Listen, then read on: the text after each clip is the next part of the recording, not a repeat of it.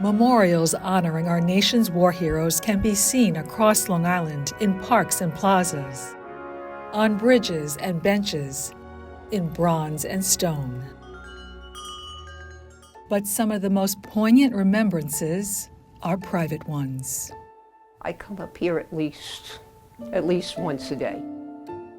Mariana Winchester's special memorial is tucked away on the second floor of her Rockville Center home. Hello, son. This is First Lieutenant Ronald Winchester's bedroom, a room frozen in time.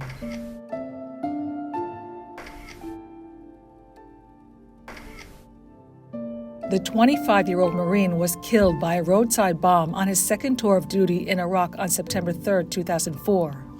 To honor her fallen son, Mariana kept Ronald's room exactly as he left it 21 years ago. I walk in here and I feel pride because of the fact it's our country. You know, his love for our country was the most important thing to him. Ronald loved the military from the time he was knee-high. The Marine costume he wore as a young boy for 4 Halloweens in a row until it no longer fit still hangs in the closet. The Navy football jersey and helmet he sported as an offensive lineman for the U.S. Naval Academy still sit among a collection of baseball caps and Marine memorabilia. I'll look at that stuff and then I'll look at it, I'll, kiss it or whatever, touch it, and then I put it back. I put it right back where it belongs. And then there's his Chaminade High School football jacket. That I can't part with. In East Northport, they sacrifice for all of us. How can you say, I got to move on, Tim Shear holds on to memories of his fallen son. 21-year-old Marine Corporal Christopher Shear was killed by a sniper in Iraq. That was July 21st, 2007. But inside his bedroom, it's like yesterday. The walls are plastered with stickers and posters celebrating his Northport High School lacrosse team, favorite Al Pacino movie, and teenage crush. A collection of quirky knickknacks from his world travels fills the shelves. His coveted Eagle Scout badge sits on his desk. He crammed everything he could into his life. He had fun, he had friends, he had a good time. And Christopher had a mission. Newspaper clippings of 9/11 taped to a wall show his motivation for enlisting. We wouldn't change a thing. We just would have hoped it would have ended differently because he became who he wanted to be. For the families, preserving their fallen sons' bedrooms is not only a show of respect and honor, it's a way for them to ease their heartache. I can touch everything and know this was Jordan's room. For Joanne Lyles, her fallen son's bedroom is a place of peace and reflection. Marine Lance Corporal Jordan Herter was killed by a suicide bomber in Iraq 17 years ago. He was her only child. A lot of Jordan's things are still there. Why have you decided to do that? It would feel like I'm erasing him a little bit, I guess. Jordan was a warrior on the battlefield, but the 19-year-old was also a kid at heart. His room in Sag Harbor holds a collection of Matchbox toys, childhood paintings of boats, and airplane posters. Joanne added a signed photograph of the comrades Jordan saved when he made the ultimate sacrifice. Many of these guys are now married and children, and that feels good that, lives go on.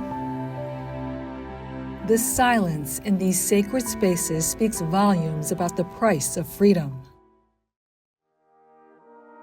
The families hope these images give people a window into the lives of the brave young men behind the uniforms. They weren't just soldiers. They were people who had lives and families that loved them and know that they're missed, that they're missed. For Newsday TV, I'm Virginia Huie.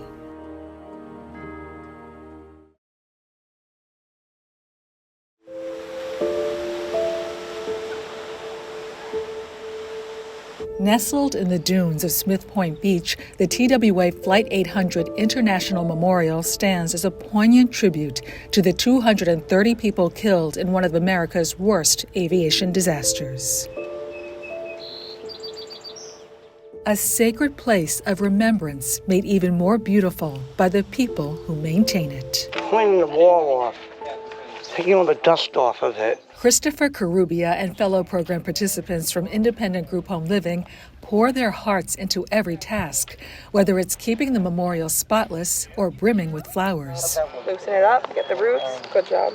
From petunias to daisies and begonias, Kevin Arachi helps grow all the plants from seed at Smile Farms in Moriches. I think it's wonderful and pretty and beautiful, and I love it. It's for just, the people who died. Flight 800. Christopher has helped care for the memorial since it was unveiled 23 years ago. He finds a sense of purpose in honoring the lives lost and the families left behind. I want them to know that we're thinking of them. And we're just kind of giving them peace to come down here and look at all the plants that we just planted over there. What makes Christopher and the rest of the group exceptional is that they all have special needs. It's their unique abilities and perspectives that make their contributions to the memorial so valuable. They're not showing the world that there are people with disabilities. They're showing the world that there are people with abilities. After TWA Flight 800 exploded and crashed into the ocean off East Moriches on July 17, 1996, IGHL provided support services for the families during the search and recovery operation. The nonprofit also paved the way for construction of the memorial and its maintenance. We came up with the idea and pitched it to the families in 1998 that we have a group of people that might be able to help. It would support them and also give them some meaningful work in the community. The impact of the program participants' efforts is most deeply felt by the families of the 230 victims, especially on every anniversary of the tragedy. There was beautiful souls. They left us too young. Maria Toscano of Shirley lost her niece, Virginia Pelez Holst, and her husband, Eric Holst. They do a wonderful job. Beautiful. The way they work, they do with love. A love seen and felt in a place that never forgets. For Newsday TV, I'm Virginia Huie.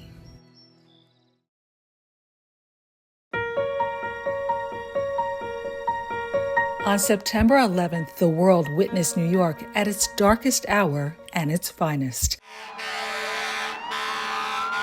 An army of rescuers from all walks of life rushed to where the towers once stood in an unprecedented battle to save lives.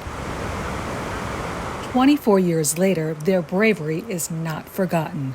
At the 9/11 Memorial Museum, a new exhibit is drawing millions to connect with the stories of September 11th heroes in a unique photo essay called Faces of Ground Zero. They're emotional, they're real, they're sorrowful, they're painful. It just helps it hit home a little more.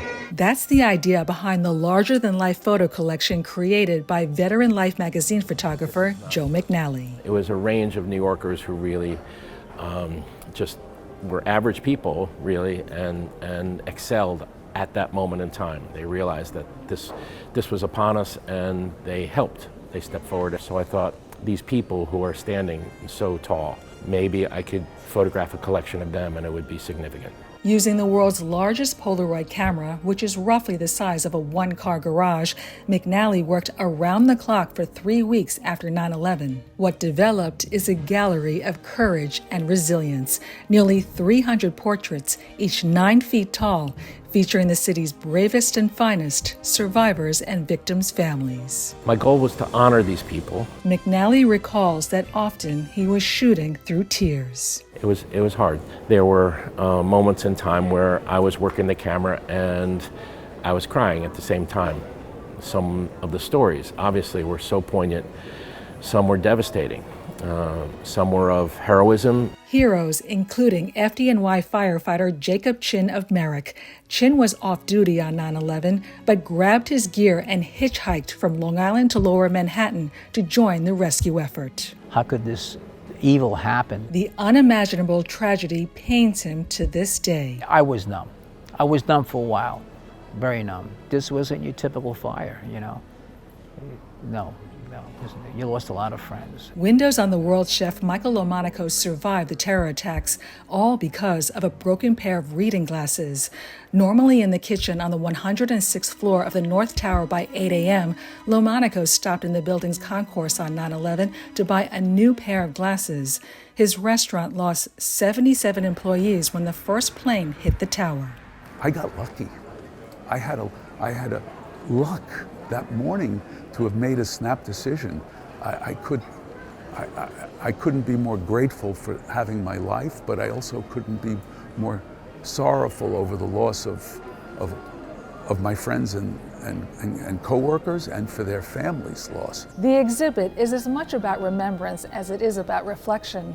For many, seeing these larger-than-life images of people who faced terror with courage and dignity inspired them to reflect on what matters most in life. It makes me appreciate life a little bit more and want to go home and hug my family and friends a little bit tighter. I come away with a greater appreciation for what New York went through and what the survivors had to go through. The Faces of Ground Zero, a testament to the strength of the American spirit.